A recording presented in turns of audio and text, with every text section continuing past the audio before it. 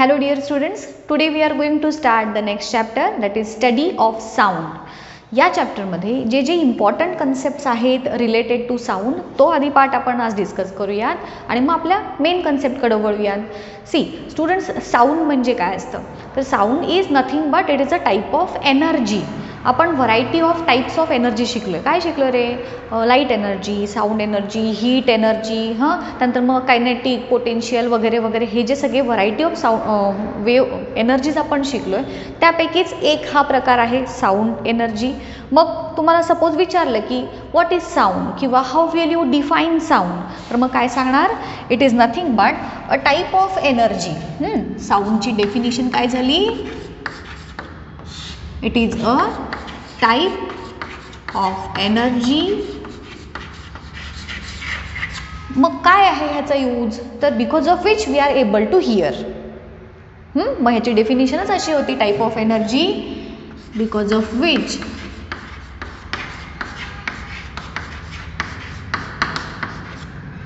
We are able to here.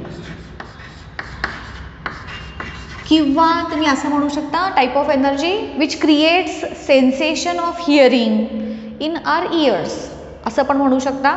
दोन्हीपैकी सोपी तुम्हाला जी वाटेल ती डेफिनेशन तुम्ही लिहा. आता बघूयात ॲक्च्युली हा जो साऊंडचा चॅप्टर आहे तो तुम्ही 8th स्टँडर्डमध्ये शिकला आहे. ह्याच्याशी रिलेटेड बेसिक इन्फॉर्मेशन की साऊंड कसा ट्रॅव्हल करतो, साऊंड काय असतो, त्याच्याशी रिलेटेड तुम्ही एक्सपेरिमेंट केलेला होता, कॉम्प्रेशन्स, रेरिफॅक्शन्स, हे सगळे कन्सेप्ट 8th स्टँडर्डमध्ये तुम्हाला ऑलरेडी झालेले आहेत.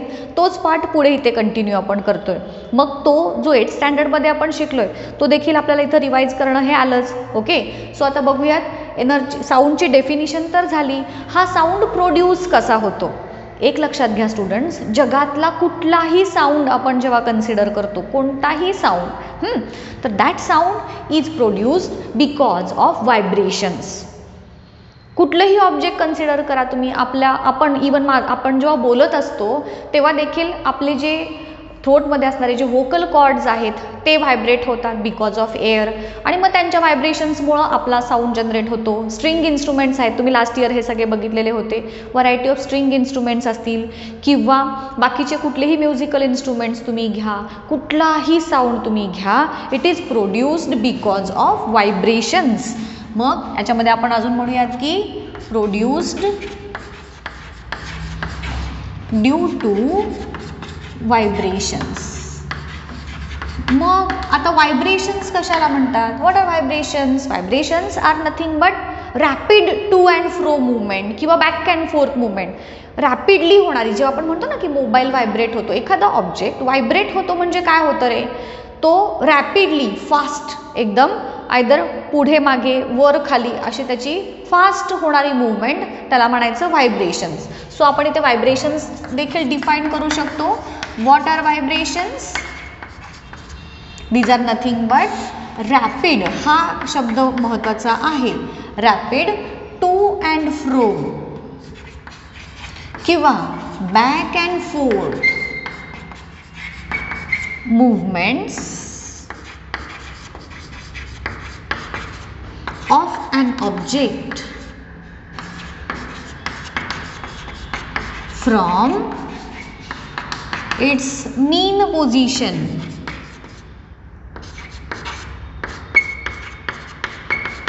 आता बघा, आहे त्या पोझिशन पासून पुढे मागे किंवा वर खाली होणारी जी मूवमेंट आहे त्याला म्हणायचं व्हायब्रेशन्स. ती पण मूवमेंट कशी होते? रॅपिडली होते. ओके, सो कोणताही साऊंड प्रोड्यूस होतो बिकॉज ऑफ व्हायब्रेशन्स, हे कळालं. आता हा साऊंड प्रोड्यूस झाल्यानंतर मग त्याची मूवमेंट कशी होते? जसं की तुम्ही शिकलाय, साऊंड ट्रॅव्हल करण्यासाठी किंवा साऊंडची मूवमेंट होण्यासाठी कोणत्या ना कोणत्या तरी मीडियमची आवश्यकता असते. Without any medium sound can not travel. मग तो तुम्ही बेल जार एक्सपेरिमेंट केलेला होता बघा.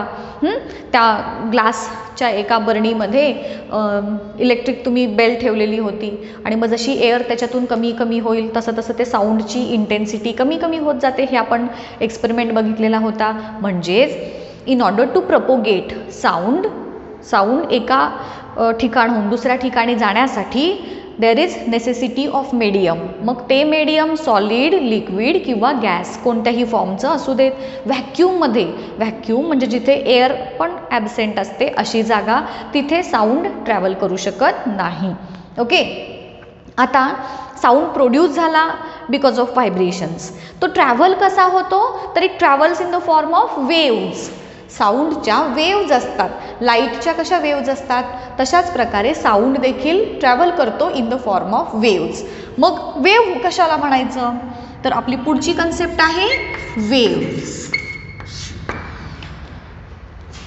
नदीच्या ह्याच्यामध्ये आपण समुद्राच्या पाण्याच्या लाटा म्हणतो, त्याला वेव्ज म्हणतो की नाही आपण. मग वेव्ह कशा असतात रे, समजा एकदम शांत स्थिर असं पाणी आहे आणि त्यात तुम्ही एखादा ऑब्जेक्ट टाकला, दगड टाकला एखादा, तर जे तरंग किंवा वेव्ज येतात, बरोबर. मग ते वेव्ज काय असतात, तर these are nothing but disturbances. आधी ते पाणी शांत होतं, तुम्ही त्यात दगड टाकला म्हणजे त्याला डिस्टर्ब केलं. सो एक प्रकारचे डिस्टर्बन्सेसच असतात हे वेव्ज, म्हणजे की जे कशामुळं प्रोड्यूस होतात, तर ते जे काही मीडियममध्ये वेव्ज प्रोड्यूस होत आहेत त्या मीडियममधले पार्टिकल्स काय करतात, त्याच्या शेजारच्या पार्टिकल्सना त्याच्या जागेवरून हलवतात. बघा, waves are nothing but disturbances. ते डिस्टर्बन्सेस कसे प्रोड्यूस झाले, तर ज्या मीडियममध्ये त्या वेव्ज फॉर्म झाल्यात तिथले पार्टिकल्स काय करतात, त्याच्या शेजारच्या पार्टिकल्सना त्यांच्या जागेपासून हलवतात आणि मग ते तरंग किंवा वेव्ज ज्या आहेत त्या फॉर्म होतात. मग वेव्हची डेफिनेशन काय झाली, these are nothing but disturbances. हे डिस्टर्बन्सेस कसे प्रोड्यूस होतात, they are produced or moving असं म्हणूयात. Disturbances moving through a medium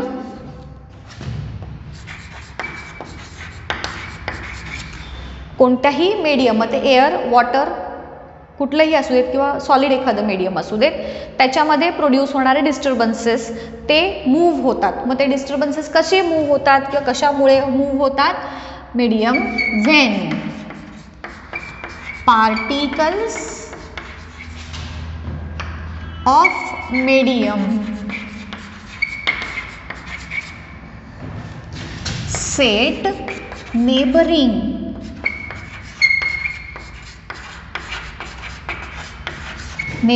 particles in motion. Medium मध्ये एका पार्टिकलमुळं त्याच्या शेजारचा पार्टिकल जो आहे तो त्याच्या जागेवरून हलतो आणि मग अशा पद्धतीने सगळे पार्टिकल्स डिस्टर्ब होतात फ्रॉम देअर ॲक्च्युअल पोझिशन. जसे की इमॅजिन करा, तुम्ही प्रेयरला उभे असता, एका रांगेमध्ये उभे असता, एका रोमध्ये, आणि मागच्याला कोणीतरी ढकलला, तुमच्या समोरच्या मुलाला कोणीतरी असं ढकललं मागच्या मुलानं, तर काय होणार रे, तो त्याच्या जागचा हलणार, त्याच्यामुळे त्याच्या पुढचा मुलगा हलणार, त्याच्यामुळे त्याच्या पुढचा मुलगा हलणार, बरोबर की नाही. मग अशा प्रकारे ॲक्च्युअल पोझिशनपासून ते पार्टिकल्स हलतात आणि स्वतः पण हलतात आणि त्याच्या शेजारच्या पार्टिकलला पण डिस्टर्ब करतात आणि मग अशा पद्धतीने हे वेव्ज किंवा डिस्टर्बन्सेस जे आहेत ते क्रिएट होतात आणि मग ते मीडियममधून पुढे पुढे पास होतात. वेव्हची कन्सेप्ट कळाली. आता या वेव्ज ज्या आहेत, these waves are of two types. दोन मेन टाइप्स असतात वेव्हचे. त्यातला पहिला टाइप लॉन्जिट्युडिनल वेव्ज आणि दुसरा एक प्रकार असतो त्याला म्हणतात ट्रान्सवर्स वेव्ज. आता ह्या दोन वेव्जमध्ये काय फरक आहे, तर जसं मी तुम्हाला आत्ता सांगितलं ना की लॉन्जिट्युडिनल वेव्ज जे असतात त्याच्यामध्ये काय होतं, पार्टिकल स्वतः एका ठिकाणाहून दुसरीकडे न जाता तो शेजारच्या पार्टिकलला हलवतो, धक्का देतो आणि मग तो पॅटर्न पुढे पुढे होत जातो. जसं आता तुम्हाला मी रोमध्ये सांगितलं, तुम्ही असे उभे आहात, तुम्हाला मागून कोणी धक्का दिला तर तुमच्या ॲक्च्युअल पोझिशनपासून तुम्ही पुढं नाही जात, त्याच्यात काय होतं आहे तिथंच तुम्ही बॅक अँड फोर्थ जाता. त्याच्यामुळं पुढच्या मुलाला धक्का लागतो, जोरात धक्का लागला असेल, जर तुम्हाला जोरात पुश केलं असेल कोणी तर तुमच्यामुळं पुढचा मुलगा हलणार आणि तुम्ही परत आहे त्या पोझिशनला येणार. त्याच्यामुळं त्याच्या पुढच्या मुलाला धक्का लागणार, तो परत आहे तसाच राहणार. अशा पद्धतीनं पार्टिकल्स ह्या लॉन्जिट्युडिनल वेव्हमध्ये त्यांची जागा तर सोडत नाहीत, पण आहे त्या जागेपासून त्यांची डायरेक्शन वेव्ह प्रपोगेशनच्या डायरेक्शनमध्ये पॅरलल होते. म्हणजे कशी, तर बघा suppose this is direction of wave propagation. इथून वेव्ह जी आहे ती पुढं पुढं जात असते. तर ह्या डायरेक्शन ऑफ वेव्ह प्रपोगेशनला हे जे पार्टिकल्स आहेत ते पॅरलली मूव्ह होतात. सो ह्या प्रकारची वेव्ह जी असते त्याला म्हणायचं लॉन्जिट्युडिनल वेव्ह. मग ह्याची डेफिनेशन कशी सांगणार आपण, तर ह्याची डायग्राम मी खाली दाखवते तुम्हाला परत वेगळी. डिफाईन करताना आपण म्हणणार it is a type of wave in which particles oscillate. आता ऑसिलेट म्हणजे काय, तर व्हायब्रेट. आपण पुढे पुढे या साऊंडशी रिलेटेड सगळ्या टर्मिनॉलॉजीज मी तुम्हाला सांगणार आहेच. आता ह्या देखील तुम्हाला एवढ्या डिटेल टेक्स्टबुकमध्ये सांगितलेल्या नाही आहेत. मग ॲक्च्युली एखादा टॉपिक न समजण्यामागचं रिझन काय असतं की त्यातल्या कन्सेप्टच काय कळत नाही. व्हायब्रेशन म्हणजे काय, वेव्ह म्हणजे काय, ऑसिलेट होतात म्हणजे नेमके काय होतात, हे जर कळालं नाही तर पुढचं आपल्याला कळत नाही. आणि म्हणून मी शक्यतो ह्याच्याशी रिलेटेड जे जे शब्द वेगळे येतात त्या सगळ्याचे डेफिनेशन्स आणि कन्सेप्ट तुम्हाला मी सांगत जाईन. आता ऑसिलेट होतात म्हणजे व्हायब्रेट होतात. व्हायब्रेट म्हणजे इथं तुम्हाला मिनिंग मी सांगितलंय. ऑसिलेट आता ह्याच्यात काय होतात, अबाउट देअर मीन पोझिशन आहे त्या पोझिशनपासून ऑसिलेट होतात, व्हायब्रेट होतात.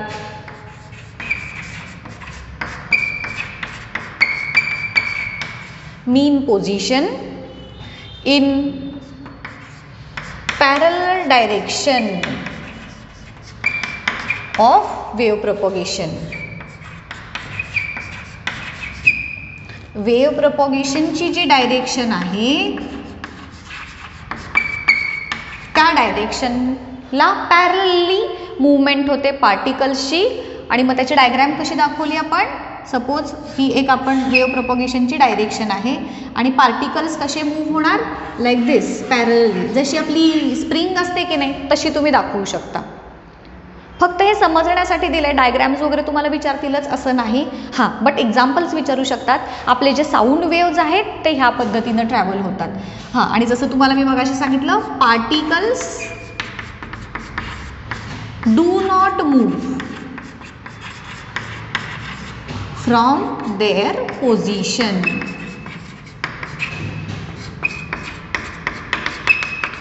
आहे ती जागा सोडतात का नाही. जे प्रेयरला उभे असणार मगाशी एक्झाम्पल सांगितलं ते लक्षात ठेवा. त्या प्रकारे ही लॉन्जिट्युडिनल वेव्हची मूवमेंट होते. आणि एक्झाम्पल सांगणार तुम्ही ह्याचं साऊंड वेव्ह. हां, आता वेव्हचा जो दुसरा प्रकार आहे, हे सगळ्या जे डेफिनेशन्स आहेत तुमच्या नोटबुकमध्ये तुम्ही नोट डाऊन करून घ्या. पॉज करा व्हिडिओ, स्क्रीनशॉट काढा आणि लिहून घ्या. सो आता पुढच्या प्रकाराकडे जाऊया. The next type of wave is transverse wave.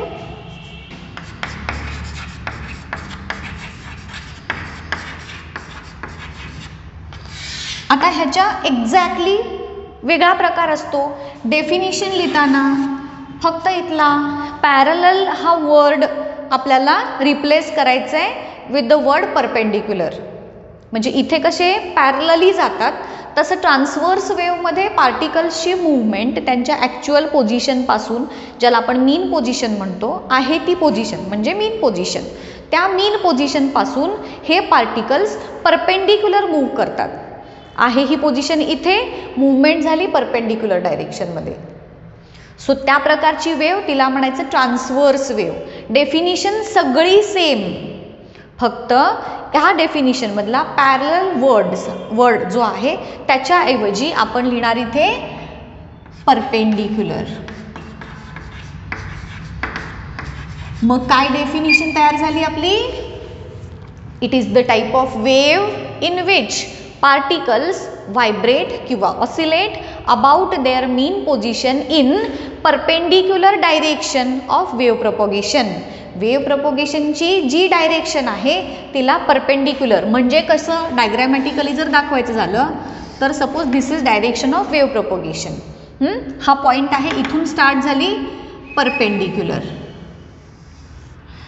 परत एका हायर लेव्हलला जाते, परत खाली येणार, परत तेवढ्याच अपोजिट साईडला तेवढ्याच लेव्हलला जाणार, परत ॲव्हरेज पोझिशनला येणार. So this is the pattern of movement of particles in transverse wave. Longitudinal wave ह्या पद्धतीनं झाली, ट्रान्सवर्स वेव्ह या पद्धतीनं जसे समुद्राच्या लाटा असतात. आणि याचं एक्झाम्पल, याच्यामध्ये पार्टिकल्स ॲक्च्युअली मूव्ह होतात from one place to another place, आणि याचं एक्झाम्पल आहे लाईट वेव्ह. लाईट्सच्या ज्या वेव्ज आहेत त्या वेव्ज ह्या प्रकारे ट्रान्सवर्स वेनी मूव्ह करतात. आलं लक्षात? सो आपण काय काय बघितलं याच्यात? वेव्ह म्हणजे काय? पहिल्यांदा साऊंड म्हणजे काय बघितलं? It is a type of energy.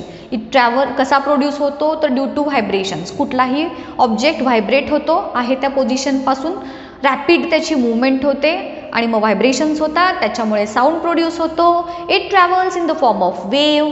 Wave म्हणजे disturbances. Waves are of two types, longitudinal and transverse. Sound waves are longitudinal waves, light waves are transverse wave. 1 मार्क्ससाठी हे क्वेश्चन्स तुम्हाला विचारले जातात. Okay, so this is basic information related to sound. आणि मग इथेच थांबूयातच आजच्या लेक्चरमध्ये. आपण पुढच्या लेक्चरमध्ये मात्र ह्याच्याशी रिलेटेड कॉम्प्रेशन, रेरिफॅक्शन, मग ते प्रोड्यूस कसं होतात, ते ट्रॅव्हल कसे होतात, वेव्हलेंथ, फ्रिक्वेन्सी, ह्या सगळ्या टर्मिनॉलॉजीज आपण नेक्स्ट लेक्चरमध्ये बघणार आहोत.